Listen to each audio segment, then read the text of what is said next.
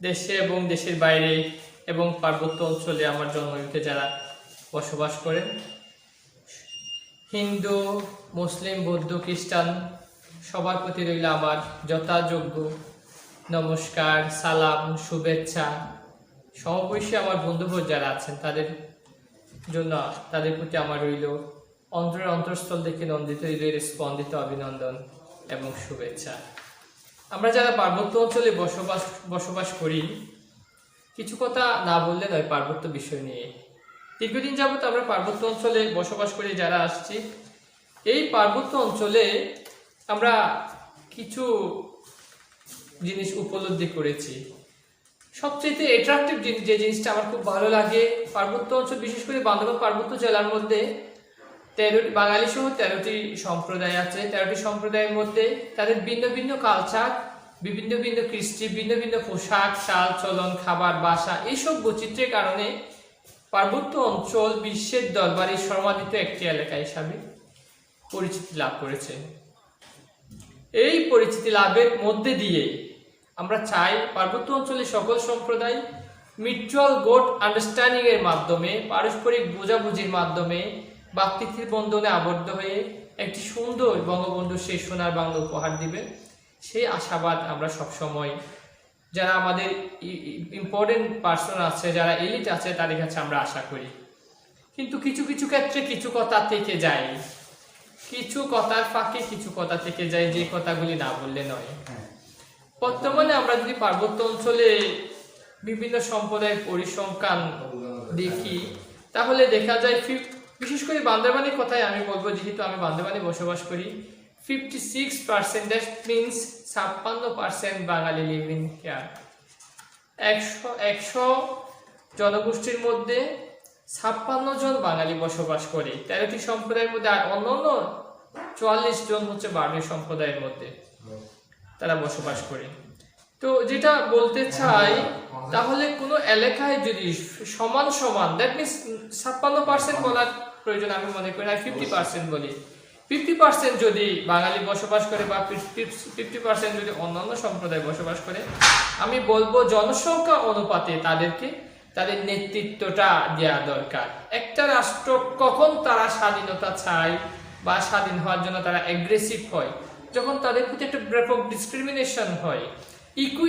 Equality যদি রক্ষা না হয় একটা দেশে, তখন ওই রাষ্ট্র এনি মোমেন্ট যারা ডিফল্টেড হচ্ছে, যারা বঞ্চিত হচ্ছে, তারা অবশ্যই তাদের রাইট নিয়ে এগিয়ে যাবে এবং তারা একটা আন্দোলন সংগ্রামের মাধ্যমে, সেটা শান্তিপূর্ণ হোক অশান্তিপূর্ণ হোক, তখন তারা তাদের অধিকারগুলি প্রতিষ্ঠা করতে চাইবে। আমরা পার্বত্য অঞ্চলে যে পরিসংখ্যান দেখেছি আমার স্বচক্ষে, most of the wonderful chair, good position যেগুলি আছে, সবগুলি হচ্ছে মানে আমাদের ক্ষুদ্র নৃগোষ্ঠী বলেন, উপজাতি বলেন, তাদের হাতে চলে গেছে। দ্যাট মিনস আমি আপনাদেরকে সামান্য একটা পরিসংখ্যান দিচ্ছি, যেটা আপনাদের সবারই জানা, আমি ব্যক্তিগতভাবে প্রয়োজন বলে মনে করি। তবে আমি এটাও বিশ্বাস করি, উপজাতি, বাঙালি, ক্ষুদ্র নৃগোষ্ঠী যাই হোক না কেন, আমরা সবাই একই রক্তে মাংসে গড়া মানুষ। একইভাবে যদি ভ্রাতৃত্বের বন্ধনে আবদ্ধ হয়ে আমরা বসবাস করতে পারি, এটা god satisfaction, man satisfaction, mental satisfaction, psychological satisfaction, সব ধরনের প্রশান্তি আমরা পাবো, এটা বিশ্বাস করি। সেক্ষেত্রে যদি ডিসক্রিমিনেশনটা দেখা দেয়, তাহলে বিষয়টা কোথায় গিয়ে দাঁড়ায়? আমি একটু করে আপনাদের জ্ঞাতার্থে বলছি। পার্বত্য অঞ্চলে 3 পার্বত্য জেলা মিলে পার্বত্য চট্টগ্রাম বিষয়ক একজন মন্ত্রী আমাদেরকে দেওয়া হয়েছে। সেই মন্ত্রীটা হচ্ছে উপজাতি।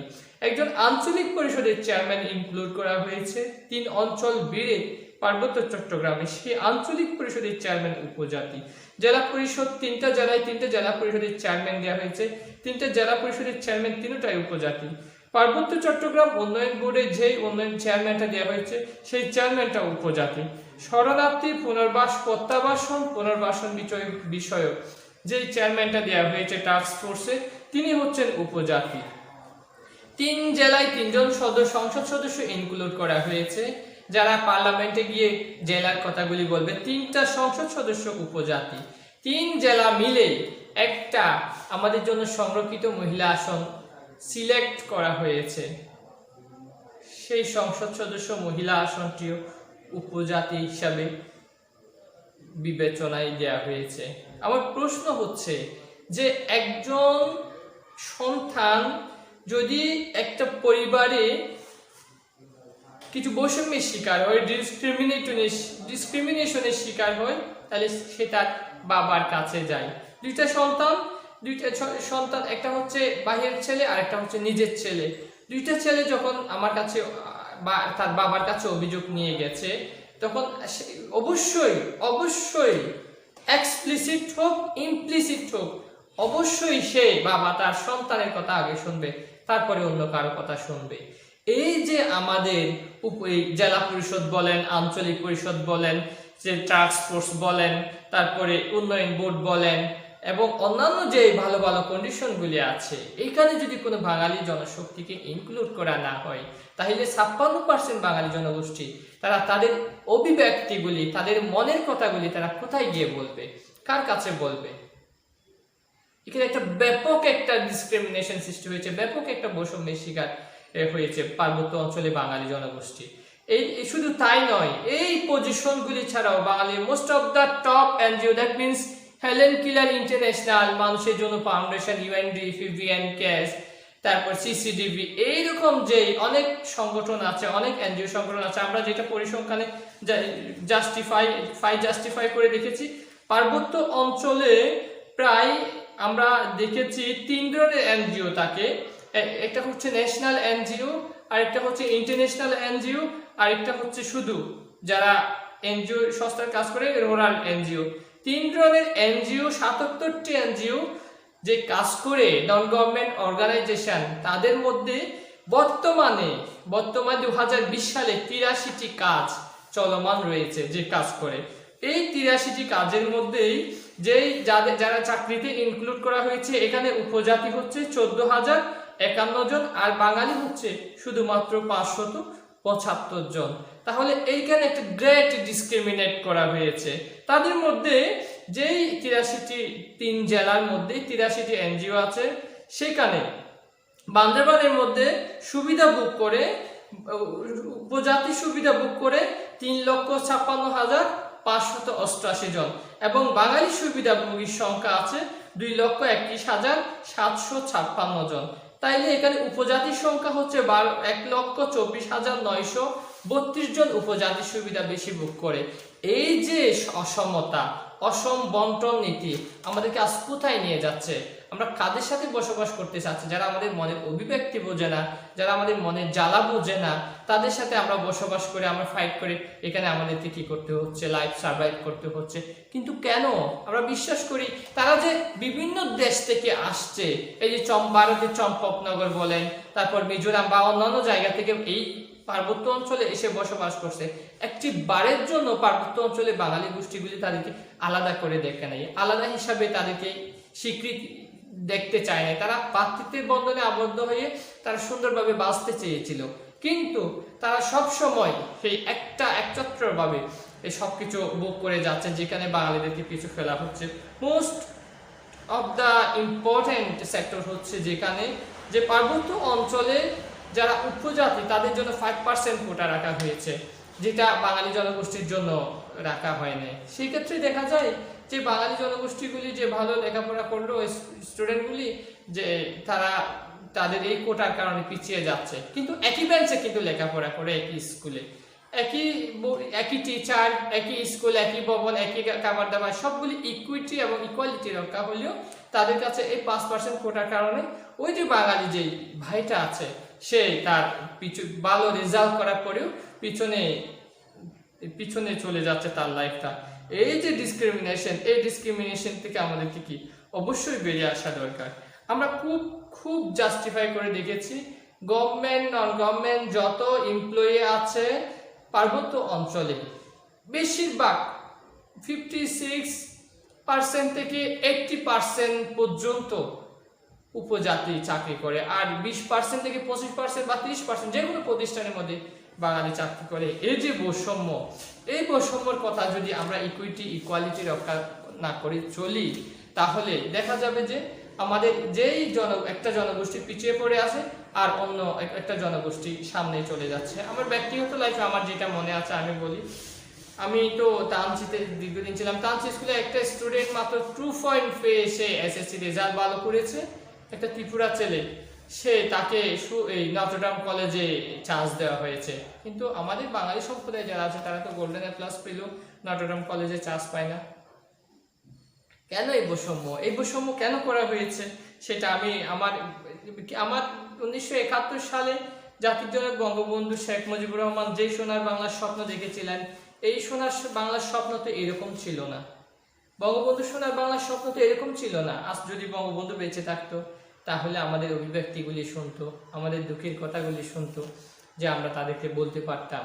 তবুও আমরা সরকারকে বলবো, আপনি বঙ্গবন্ধু কন্যা হিসাবে, mother of humanity, daughter of Bangabandhu হিসাবে আমরা বলবো আপনি পার্বত্য অঞ্চলে সমতা প্রতিষ্ঠার ক্ষেত্রে একটু নজর দেওয়ার জন্য আমরা সবিনয় অনুরোধ জানাই। আমরা আপনার কল্যাণকামী, আমরা সবসময় সরকারি কল্যাণকামী, এবং আমরা চাই সরকারের যে উন্নয়নের ধারাবাহিকতা গতিতে এগিয়ে যাচ্ছে, এটা একমাত্র বঙ্গবন্ধু কন্যার কারণেই সম্ভব হয়েছে, অন্য কাউকে দিয়ে সম্ভব নয়। কিন্তু দুর্ভাগ্যজনক হলেও সত্য, পার্বত্য অঞ্চলে কিছু কিছু ক্ষেত্রে বাঙালি সম্প্রদায়রা অনেক পিছিয়ে আছে।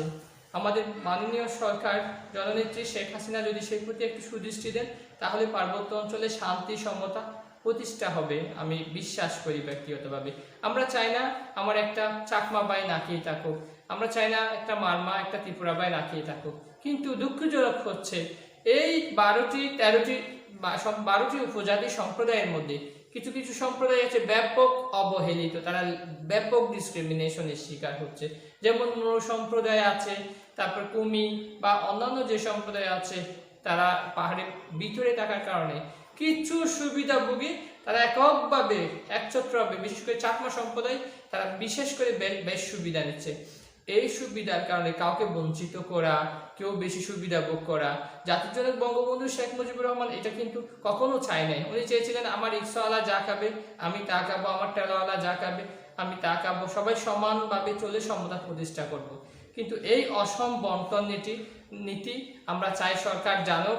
যারা সরকারকে জানায়, মূল সমস্যাটা হচ্ছে সেখানে, তারা সরকারকে সেটা ভালোভাবে জানায় না, অন্যরকম বোঝায়। সরকার যদি জানতো তাহলে এই অসমতাটা প্রতিষ্ঠা করার সুযোগ দিত না। এটা সরকারের কাছে আমাদের বার্তাগুলি যারা পৌঁছাবে তারা কিন্তু সেটা ভালোভাবে না পৌঁছানোর কারণে আজকে পার্বত্য অঞ্চলে এই অসমতা সৃষ্টি হয়ে সেটা প্রতিষ্ঠিত হয়ে গেছে। আমরা চাই আমাদের মাননীয় প্রধানমন্ত্রী জননেত্রী শেখ হাসিনা অতি শীঘ্রই পাহাড়ে সকল সম্প্রদায়ের জন্য সমতা প্রতিষ্ঠার জন্য একটি সুন্দর পদক্ষেপ নেবে, এই আশাবাদ ব্যক্ত করি। এবং পার্বত্য অঞ্চলে যারা বসবাস করে সকল সম্প্রদায়ের আবারও সাফল্য এবং উত্তরোত্তর কামনা করে ভবিষ্যতেও যে কোনো আন্দোলন সংগ্রামে সমতা প্রতিষ্ঠার ক্ষেত্রে সবাইকে উদাত্ত আহ্বান জানিয়ে আমি আজকের মতো বিদায় নিচ্ছি। ধন্যবাদ সবাইকে।